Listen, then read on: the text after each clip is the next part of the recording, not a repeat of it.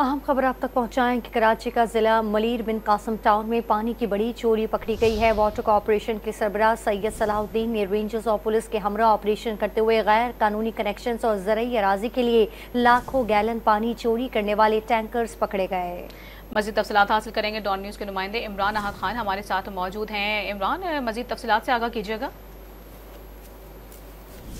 पानी है जो जिला मलिर बिन कासिम टाउन है, वहां से ये पानी जो है वो चोरी हो रहा था। ये चोरी पकड़ी गई है जिसमें वाटर कॉर्पोरेशन के सरबराह सैयद सलाहुद्दीन, रेंजर्स और पुलिस का ये मुश्तरका ऑपरेशन हुआ है। बिन कासिम टाउन में ज़रई अराजी के लिए रोजाना की बुनियाद पे लाखों गैलन पानी ये चोरी किया जा रहा था, जबकि वाटर कॉर्पोरेशन की मरकजी लाइन है जिससे गैर कानूनी तौर पर ये कनेक्शन दिया गया था।